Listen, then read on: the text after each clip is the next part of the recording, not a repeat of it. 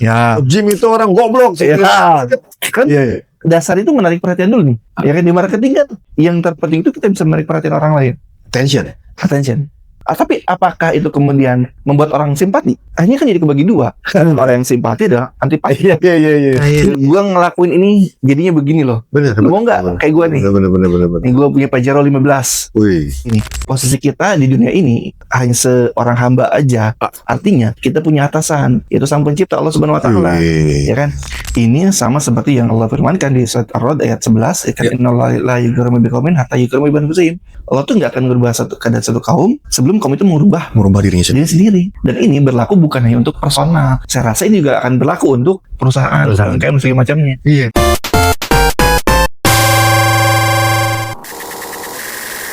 Saya manggilnya Om Andri aja, Om Andri. Boleh. Si Om Andri dimulai dari Bogor kan? Ya? Iya. Dimulai dari Bogor. Branding syariah 5.0. Kurang lebihnya. Wih. Gila. Bedanya kalau dibilang branding 5.0 dengan branding syariah 5.0, apa bedanya? Nih awal-awal tanya dalam banget. Dalam ya, tapi sebentar itu Bogor punya cerita, kita yang ceritain.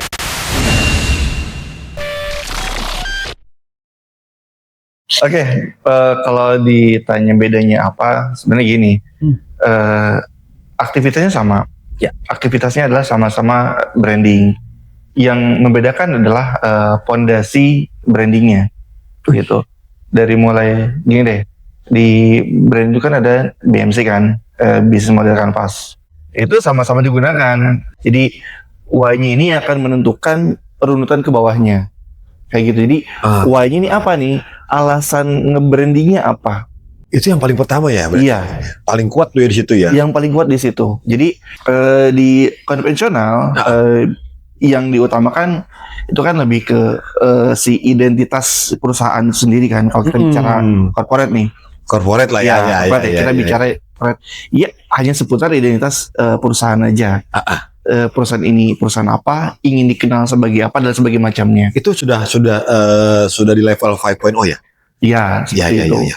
Beda dengan di syariahnya, itu di Y-nya. Kenapa ini harus dikenal? Alasannya apa? Kenapa? Karena gini, ketika kita hidup, tentu kita punya tujuan dong. Tujuan kita mau ngapain? Mau sukses, mau apa segala macam, kita punya tujuan. Ada goals lah ya. Ada goals dalam hidup ini. Yang melandasi goals ini apa? Kenapa kita harus sukses? Alasannya apa?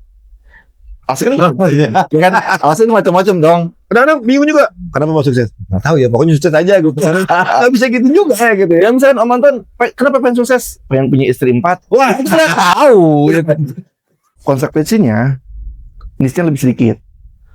Pas itu jadi akan mengerucut lah ya. Sangat mengerucut. Tapi ada nggak sih marketnya, Om? Atau misalnya, kalau kita misalnya kita menuju ke branding syariah 5.0, berarti memang sudah tertarget nih. Berarti untuk yang ini gitu, apakah sudah tertuju? Sudah tertuju. Sudah ya. Siapa targetnya? Targetnya itu adalah orang-orang yang memang dia mau pivot kultur bisnisnya atau ingin memperkuat kultur bisnisnya, gitu. Targetnya di sana. Pivotnya kemana maksudnya? Pivot itu pivot ke memang yang ingin mencari keberkahan yang lebih dan sebagainya macam. Wah, ini berkah. Seperti itu. Jadi memang kuncinya juga tuh ya. Dari awal tuh berkah tadi ya. Betul. Ada beberapa perusahaan yang mau merapat. Ada salah satu restoran, saya nggak bisa bilang, di Jakarta itu. Dia cukup bonafit. Restoran ini untuk golongan tertentu. Dengan atas mungkin ya. Dengan menu tertentu yang khasnya di sana. Gitu. B2. Menu khasnya itu. Oke. Paham ya? Menu khasnya itu. Dia datang gitu kan. Iya. Mas, ini minta tolong di branding. Ini datang ke Om Andri ya? Datang. Minta tolong di branding. Teman-teman perlu tahu juga nih, Om Andri ini sebagai apa nih, gitu kan? Ini perlu juga diinformasikan nih. Gimana Om? Tadi kita langsung kepotong banyak. Sorry, Om Andri ini posisinya apa nih sekarang nih? Bisnisnya? Jadi saya itu awalnya freelancer dulu ya. Dulu sang freelancer yang geraknya hanya di bidang visual. Tadinya awalnya. Di bidang visual.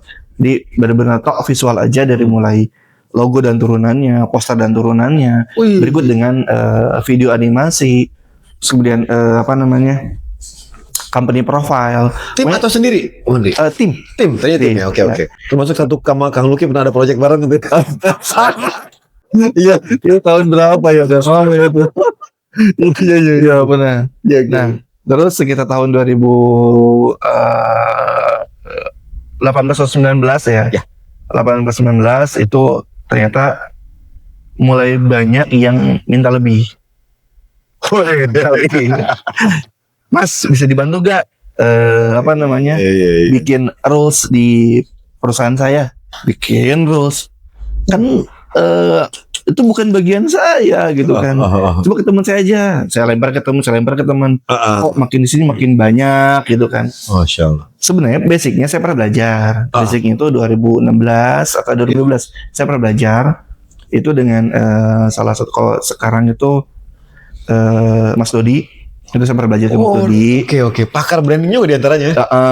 Gitu. Saya pernah beli kelasnya juga. Itu mulai banyak. Yaudah saya tipis-tipis saya bilang ini saya nggak ngecas ya. Saya bantu aja. Wih. Saya bantu aja karena memang bisa dibilang kliennya yang rutin lah gitu. Oke. Klien rutin, gitu. Klien repeat order nih. Ya bantu tipis-tipis. Akhirnya makin sini makin sering dan makin banyak. Udahlah dari situ mulai dibuka lah keran yang baru, yaitu di branding syariah. Branding syariah nih. Iya. Teman-teman perlu banyak tahu nih, Wandri nih. Jadi sekarang ini buat pengusaha-pengusaha yang mau lebih, ya kita kembali berkah ya. Ya. Scale up itu kan macam-macam kan. Betul. Nggak hanya dari omset yang masuk kan, tapi lebih keberkahan dan segala macam. Betul. Kita bisa kontak ke Mandri nih. Gimana caranya sebuah perusahaan itu dibikin menjadi lebih berkah ya? Bukan lebih, mungkin gini kali ya. Keberkahan itu akan datang menyusul, gitu kan. Tapi bagaimana kita semaksimal mungkin untuk menjadi hamba Allah yang sepenuhnya, hamba Allah yang sejati. Karena gini, posisi kita di dunia ini, kita harus tahu dulu posisi itu apa. Kita itu di dunia itu hanya seorang hamba aja. Artinya kita punya atasan, itu Sang Pencipta Allah Subhanahu wa taala. Ya kan? Saya coba balik lagi ke yang tadi ya. Jadi ini berkaitan dengan resiko. Dengan resiko saya sebagai seorang yang buka jasa ya, niche-nya lebih sempit, niche-nya lebih kecil.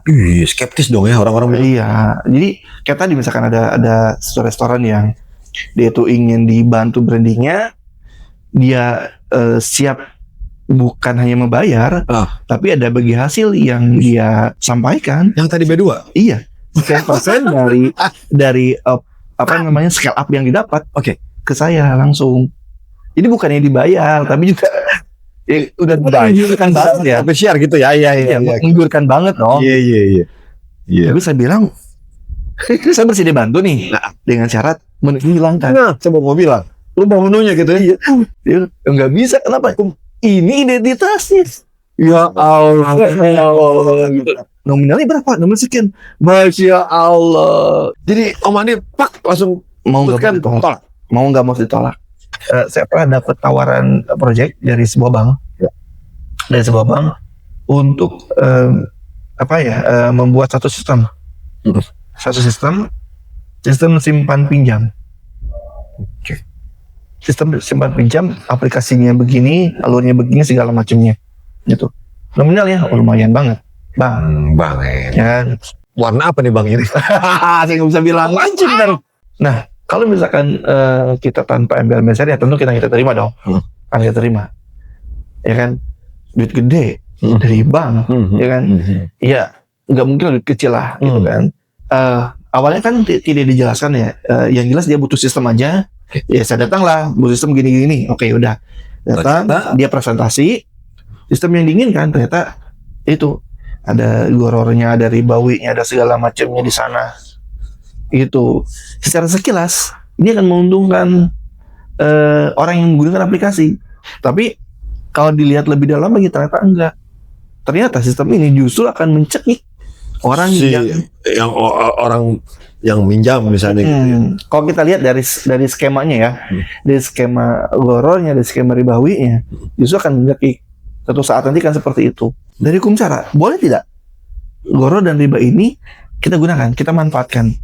Tentu enggak. Harusnya nggak boleh kayak Nggak boleh. Maka ketika kita membantu di situ, Nah. kita terlibat andil langsung membuatkan sistemnya, ya Bahkan juru tulis aja katanya iya. Ini saya ditawar untuk bikin sistemnya lagi. Ngeri ya. Nominalnya luar biasa, lebih gede dari yang tadi restoran itu. Lagi-lagi Lebih kemarin gede. ditolak. Iya. Sampaikan seperti itu dengan sopan ya. Oke. Dengan sopan. Itu saya segitu. Teman saya lebih parah lagi. Nominal jauh lebih tinggi lagi teman saya itu, dan lebih sering. Oh. Dan lebih sering teman saya. Dan itu ditolak terus. Ditolak terus. Gitu.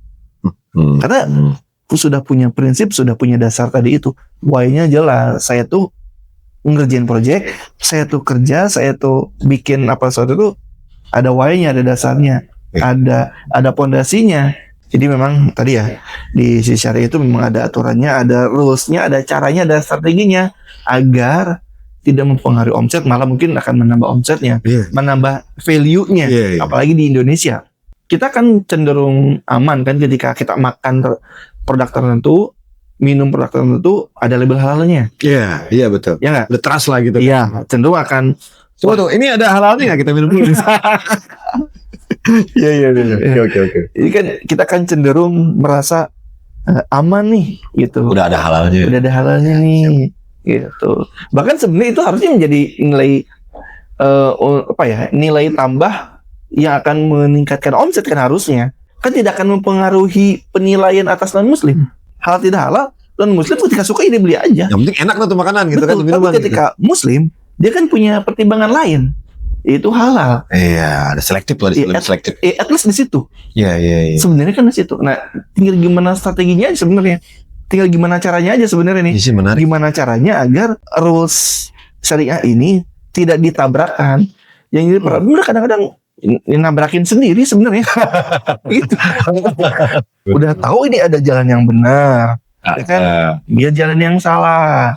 Udah tahu ini akadnya seperti ini, malah dirubah akadnya.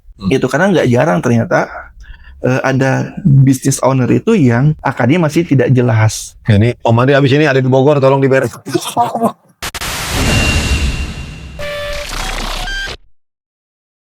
Kalau misalkan sebuah perusahaan itu dia tidak punya goals yang jelas, ya, tidak punya tujuan yang jelas, jalan nggak perusahaannya? Bisa jalan, tapi nggak akan jauh jalannya. Karena bisa jadi jalan di tempat kan nggak punya goals yang jelas, nggak punya tujuan yang jelas. Iya. Gitu. Mau kemana nih perusahaan, mau dibawa kemana? Betul, mau dibawa kemana? Oke, sekarang kita split lagi. Orang yang atau perusahaan yang punya tujuan, tentu akan dibagi-bagi lagi. Tujuannya apa? Tujuan setiap perusahaan kan sama, yaitu ingin mencari profit setinggi-tingginya. Nah, problemnya adalah profitnya dari mana? Dari sales. Betul. Apakah dari sales doang? Apa lagi ya? Nah, bisa jadi bukan dari sales aja. Bisa jadi ada hal yang lain. Sebenarnya ada yang lain juga yang bisa itu menambah pundi-pundi untuk corporate. Iya. Untuk UMKM. Kalau misalnya satu UMKM saya mau dong branding syariah. Kita nggak bicara 5.0 mungkin ya. Mungkin di level berapa lah mungkin gitu ya. UMKM. Dia sudah berjalan lah. Sudah berjalan terus, tapi saya kayaknya mau ngubah konsep lebih ke arah branding syariah tadi gitu. Gimana caranya? Apakah dengan step-step yang seperti apa? Oke. Berarti gini, itu kan otomatis datangnya dari business owner. Betul. Oke, berarti kan artinya si business owner ini dia sudah punya at least informasi lah. Kalau itu bukan dalam bentuk pemahaman, karena informasi dengan pemahaman itu berbeda. Informasi apa yang dia tahu, pemahaman apa yang dia tahu dan dia terapkan. Ketika dia sudah punya informasi tentang kepentingan dia untuk pivot ke syariah, yang harus dia lakukan adalah kayak ini ada di blueprint saya juga, yaitu menentukan value-nya dulu. Kalau udah value-nya udah dapet, baru kita bisa ngomong hal yang lain. Bisa ngomong soal tools brandingnya, cara brandingnya, dan lain sebagainya macamnya. Misalkan si UMKM, dia punya value kreatif dan respectful. Oke, dasar dari kreatifnya apa? Dasar dari respectfulnya apa? Kenapa dia harus respect? terhadap orang lain. Kenapa ada respect antar karyawan? Kenapa harus respect ke atasan? Kenapa harus respect ke bawahan? Iya. Alasannya apa? Kalau itu nggak dapet, alasan yang nggak dapet, karyawan bubar. Yakin saya karyawan bubar. Karena tadi pondasinya itu nggak kuat, begitu. Nggak ada why-nya. Nggak ada why-nya. Nggak ada why-nya. Kita bertahan di sini alasannya apa? Kita bertahan di sebuah perusahaan alasannya apa? Ada alasan yang kuat begitu. Betul, ada alasan yang kuat. Saya pernah lihat sebuah paper, itu ada 5 alasan yang menjadikan seorang karyawan itu loyal terhadap perusahaan. Ada value tuh gaji, Iya. ada lingkungan, ada aturan. Yang jarang dibahas itu adalah spirituality. Kenapa jarang dibahas? Karena biasanya ini yang saya tahu ya. Iya. Bisa jadi saya salah. Tapi saya tahu. Yang satu gini, spirituality yang dimaksud itu bukan yang dimaksud, tapi yang sering dibahas itu lebih ke arah menyediakan tempat ibadah, meluangkan waktu untuk beribadah. Misalkan sebuah kantor ada musolahnya. Terus ketika sholat dipersilakan untuk sholat. Tok sampai sana. Padahal harusnya lebih dalam dari itu. Lebih luas daripada itu spirituality itu. Dia akan menjadi alasan seorang karyawan itu betah di sana. Berbagai macam owner yang saya temuin ada punya masalah yang ternyata di situ. Sampai dia kemudian ternyata masalah dia itu bukannya semata-mata masalah keuangan, Iya. manajerial, bukannya di sana, tapi tidak hadirnya rasa spiritual di lingkungan kerja. Cuma jarang sih sebenarnya. Saya jarang dengar, Pak. Kenapa jarang dengar coba? Kenapa coba? Nggak, alasannya itu karena memang dipisahkan. Karena yang bisa aja.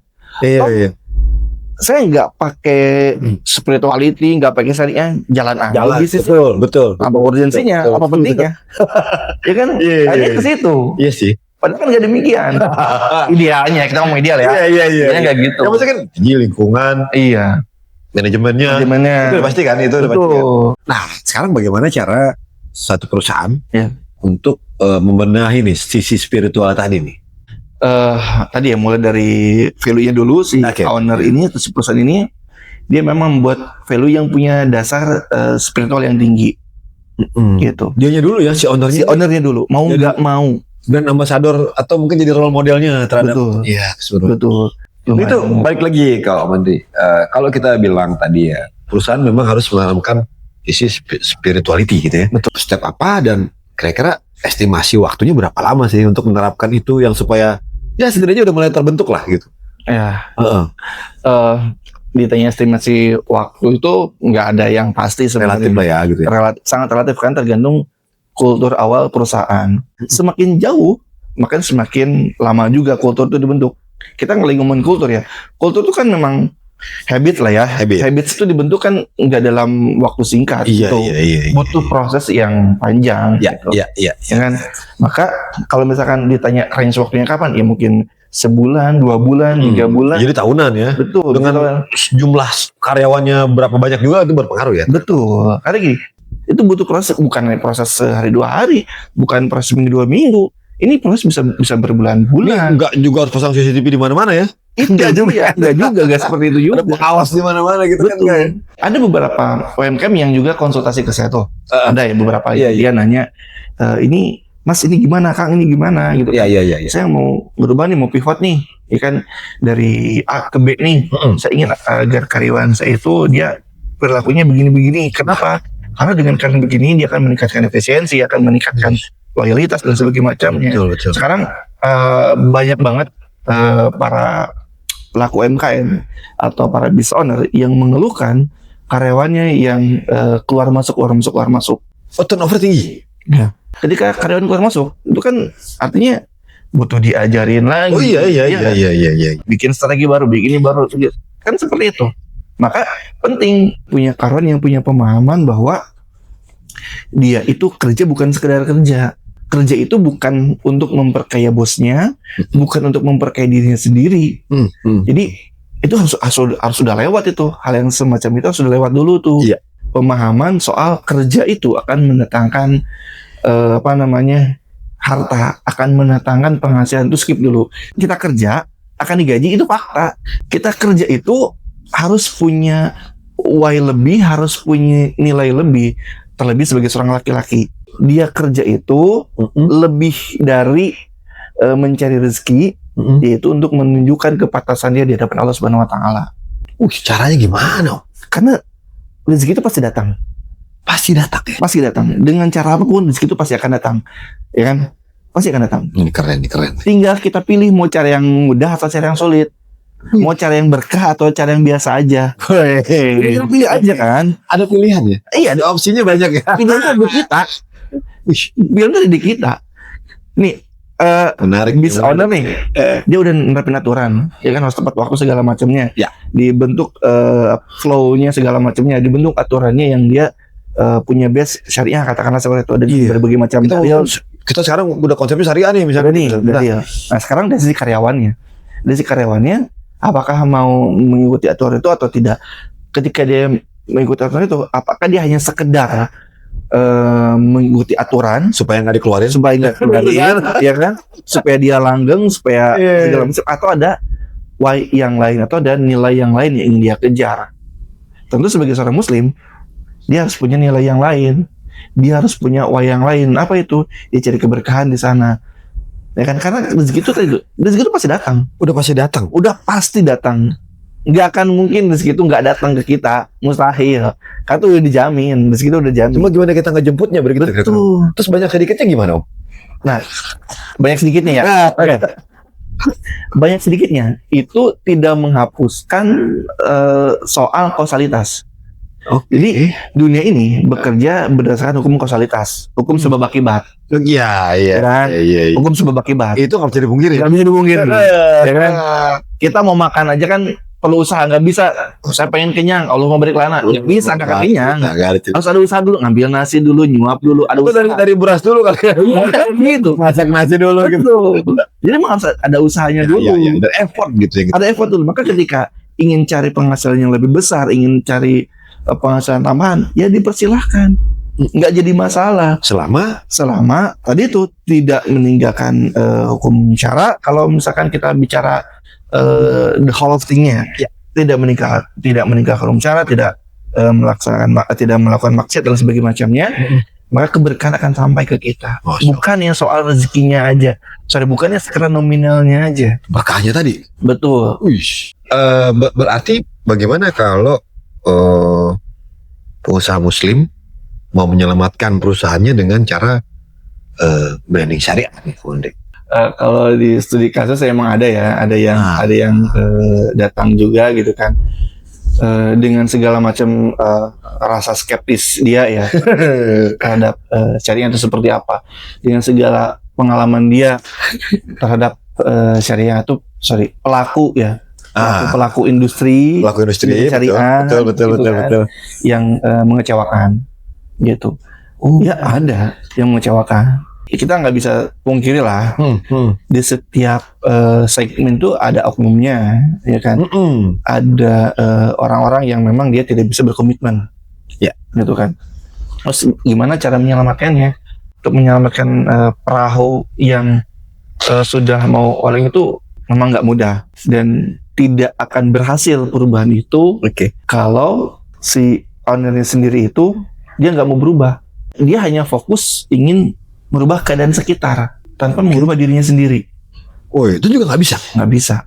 Ini sama seperti yang Allah firmankan di surat Ar-Ra'd ayat 11, innallaha la yughayyiru biqaumin hatta yughayyiru bi anfusihim.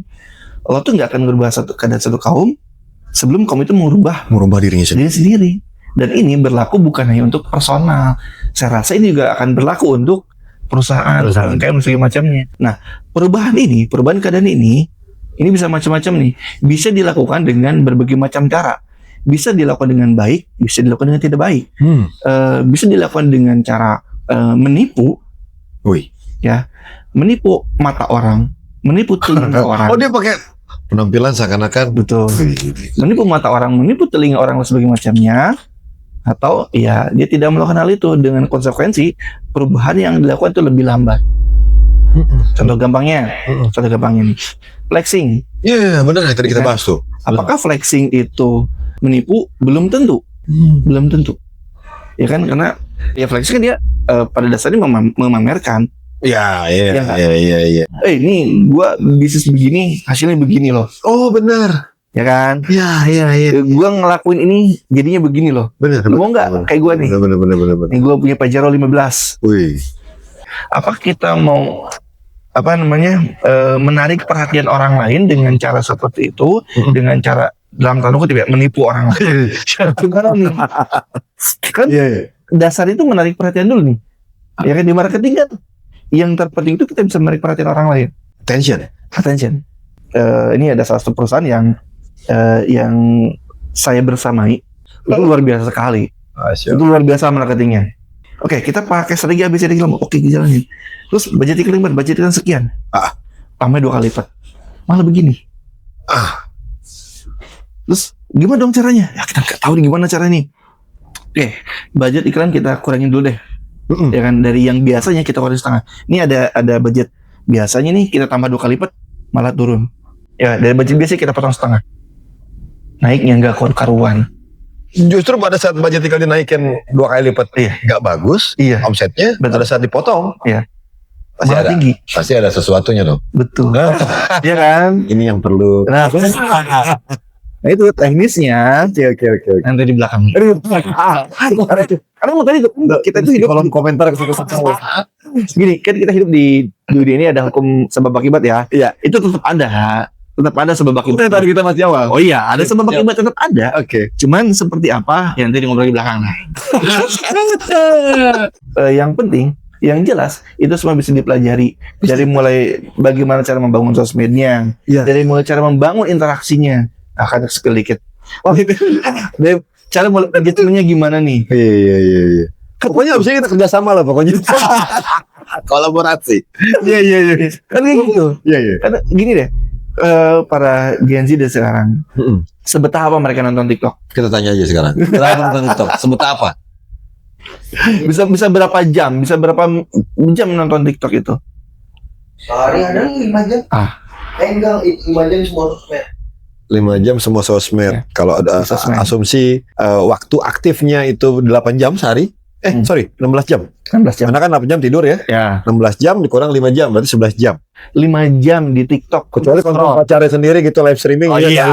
Nah ini gimana caranya supaya orang-orang ini, ya dalam hal ini Gen Z katakanlah ya, bisa betah nonton konten kita, bisa betah scroll di akun kita sampai check out sampai segala macam. Kan itu ada rumusannya. Itu yang harus dilakukan. Jadi bukannya soal spending uang aja, bukannya soal spendingnya aja. Harus dibangun juga sosmednya. Itu yang dilakukan. Oh kenapa begini? Oh ini ternyata budget marketingnya nggak perlu dinaikin. Ternyata itu organik ya sebenarnya ya. Kalau dengan ini ternyata cukup nih. Oh syaratnya ABCD nih. Oh gitu. Ada strateginya nih. Iya ini dijalankan. Spending itu digunakan untuk hal yang lain. Akhirnya bukan untuk tujuan, bukan untuk selling lagi payment ini, tapi untuk hal yang lain, untuk nge-branding, untuk apa segala macam. Agar apa? Orang-orang tuh lebih betah, lebih tahan lama di konten kita. Semakin orang itu lama di konten kita, semakin besar juga kemungkinan dia untuk check out. Kita mau marketing dengan seperti apa? Kita mau narik perhatiannya, mau yang kayak gimana nih? Jangan sampai kita narik perhatian dengan cara yang salah. Narik perhatian itu bisa baik, bisa buruk. Ya kan? Bisa lewat kontroversi. Oh yang kemarin ya. Ya. Jim itu orang goblok. Itu udah kontroversi lah. Iya. Gitu. Tapi apakah itu kemudian membuat orang simpati? Nah ini yang perlu ditanyakan. Itu. Iya. Kan akhirnya kan jadi kebagi dua. Orang yang simpati adalah antipati. Iya. Pinggir geram juga. Kita nggak mau. Kita pengennya kan ya kalau bisa ya udah keren, atensinya dapat, bagus juga secara. Betul. Iya. Gitu. Lagi-lagi ke branding tadi. Kan kita nggak mau di branding dengan cara yang buruk. Kan kita nggak mau. Perusahaan kita tuh dinilai di mata orang tuh perusahaan yang buruk. Kan kita nggak mau. Walaupun penjualan tinggi, tapi kok citranya buruk gitu ya. Betul. Ada nggak? Ada. Pada akhirnya customer itu kan balik lagi ke brand yang dia sukai. Memang iya. Iya nggak? Tentu kita pengennya kan. Iya betul. Kita order lagi gitu kan. Iya. Kita pengennya gitu. Ya dong. Nggak mungkin kita pengen orang tuh sekali beli selesai. Jadi bukan hanya soal seberapa besar spendingnya, tapi seberapa bagus akun kita. Itu juga harus diperhatikan dari sisi syariahnya seperti apa nih. Ada juga syariahnya untuk akun. Ada, misalkan Akun ada syariahnya ya. misalkan contohnya ya, eksploitasi gender. Sorry, kasar. Ini kasar. Ini disensor boleh enggak? Jangan dulu. Bisa jadi di luar sana ada brand yang dia mengeksploitasi gender tertentu. Banyak banget. Ya, Iya. boleh enggak? Dari sisi hukum syariah seperti apa? Oh benar. Dari misalkan, Baru nyadar saya. ya Iya. dari mulai suara, dari mulai pakaian, penampilan, make up seperti apa, kebolehannya bagaimana, batasannya apa, itu diperhatikan juga. Tapi yang kayak gini justru yang viral nih, Om. Betul, menarik ya? Menarik banget. Bohong kalau itu nggak menarik, bohong. Punten bahkan saya beberapa kali melihat, bentar ya, ada produk fisik nih, elektronik lah. Tapi dia dengan yang dijual yang begitu gitu. Tidak ada korelasi antara produk dengan modelnya ya. Tapi Betul. saya lihat banyak yang check out kayaknya nih. Oh iya, itu. Tapi itu yang terjadi pada akhirnya. Saya baru terbuka mata saya. Padahal itu yang terjadi. Ini enggak. Bukan jualan produk kan? Iya, jualan produk nggak? Padahal ini jadi terkesan bukan jualan produk, tapi jualan model. Jualan model dan akhirnya menggiring iya betul. Betul? Gitu. Jadi ingin menghindari penipuan dalam tanda petik, Iya. eksploitasi gender dan segala macamnya kan bisa dihindari sebenarnya kalau si owner ini paham. Karena gini, di pemahaman umumnya masih berpikir bahwa bisnis ya bisnis, ya agama ya agama, jangan dicampur adukan. Masih banyak yang begitu. Iya, jelas. Tapi sebenarnya bisa di mix, bisa dikawinkan, ada guideline-nya gitu kan. Sangat bisa dan sangat harus. Sangat harus. Sangat bisa dengan sangat harus. Kalau kita sudah punya pemahaman, mau nggak mau, setiap muamalah kita, ya harus dirapihkan, dibenarkan, di riset gitu ya. di riset, ditata sedemikian rupa agar tidak melanggar hukum syara. Kan di situ. Mau nggak mau, itu jadi kewajiban kita. Rela tidak rela, ridho tidak ridho, ini sudah aturan, sudah perintah, harus diterapkan. Permasalahannya adalah ketika menerapkannya, gimana nih caranya? Ketika menerapkan ini, apakah menabrak aturan yang lama? Apakah akan mengurangi pendapatan atau tidak? Kan itu yang ditakutkan. Jadi memang sebenarnya gini, kalau boleh saya bilang Om, ya kalau boleh di riset di survei sekarang saat ini, seperti yang tadi Om Andri bilang, secara marketnya skeptis ya. Mungkin secara jumlah populasinya pasti lebih banyak yang non syariah begitu kan, konven. Ya, betul.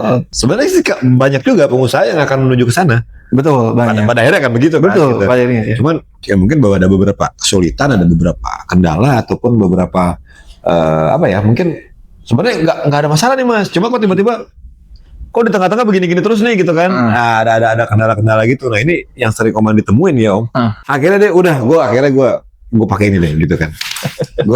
gue pakai branding syariah. Oke. Ada dua macam orang yang dia memutuskan untuk branding syariah ya. Yang pertama tuh dia yang udah mentok tadi ya. Mentok dia. Dia udah mentok. Artinya mungkin entah dia punya pemahaman untuk menarik market baru. Ya. Tapi dia nggak pivot ya? Nggak pivot. Dengan bidang usaha yang sama? Iya. Oke. Untuk menarik market baru. Atau yang kedua yang memang dia punya pemahaman bahwa ternyata selama ini kurang tepat nih. Bisnis yang dia jalankan itu masih banyak katakanlah unsur gorornya, unsur ribanya, misalkan seperti itu. Yang di posisi seperti itu tujuan kita itu bukan untuk memperbaiki, tapi kita balikin aja dulu ke kondisi semula nih. Minimal tuh kita kembalikan, bukan minus ya, dikembalikan ke kondisi awal dulu, ke kondisi stabil dulu. Ya. Ketika dia sudah stabil, baru kita bisa oprek lebih lagi, gitu. Gimana caranya? Caranya, kalau misalkan kita mau langsung ya, kalau kita mau langsung ngomongin soal strategi marketing atau strategi branding deh. Ya kan? Ngomongin soal gini, karena marketing itu kan bagian di branding, ya kan? Branding itu salah satu turunnya adalah marketing. Ya. Karena kita di era digital, di era sosial media, ya. Sosmed dulu. Sosmed itu bak muka. Katalog ya. Iya. Katalog. Iya. Diperbaiki itu dulu. Pak Bi itu pakar branding ya, pernah ngasih contoh. Nah, contoh kan kalau misalkan ada 10 tukang sate, gimana caranya si tukang sate yang paling ujung bisa tetap laku? Gimana caranya? Berubah penampilannya. Dibikin nyentrik sendiri. Dibikin nyentrik. Si pedagang satenya katakanlah itu dikasih baju, dikasih Warnanya jaket, mungkin dikasih yang kayak gimana warna gitu ya. yang ngejreng. Di situ dulu deh. Gak usah muluk-muluk dulu. Itu dulu yang paling murah, yang paling terjangkau yang bisa kita lakukan. Iya. Perusahaannya udah kelar nih. Suatu perusahaan Ya. sudah. Value udah kelar nih. Jadi kita udah bahas value, baru kita ke masalah teknis. Iya. Di teknis ini yang pertama kali akan dirubah itu sosmednya dulu. Visualnya dibenerin, penampilannya dibenerin dulu nih, dirapikan dulu. Ya kan? Yes. Karena iya, tadi saya bilang gini. Saya ada teman yang dia itu kerja di salah satu agensi. Kliennya itu, agensi itu perusahaan-perusahaan yang cukup bonafit. Iya. Sebenarnya kayak misalkan Astra, ya kan, Brand-brand gede lah. di segala macam itu ke agensi itu. Iya. Apa yang dilakukan? Benerin sosmed. Jadi mas sosmed itu sepengaruh itu sekarang. Se-works itu ya. Sepengaruh itu, brand sebesar itu masih ngurusin sosmed. Lah kita UMKM masa nggak mau sih? Bukan kamu nggak tahu caranya mungkin. Nah itu. Iya. Maka dari itu perlu yang namanya ngobrol. Perlu kita kasih komen lah di bawah ini. Perlu yang namanya ngobrol. Iya.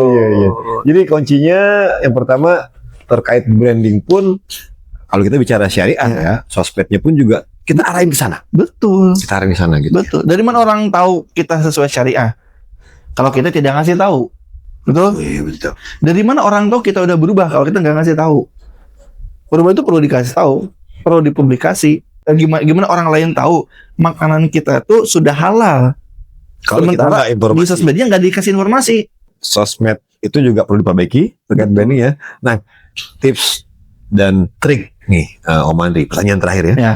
Pada saat brand atau usaha ya yang saat ini mau mengarah ke BNI Syariah ini, kira-kira harus bagaimana? Contoh dia sudah berjalan gitu kan, yang sudah berjalan lah ya.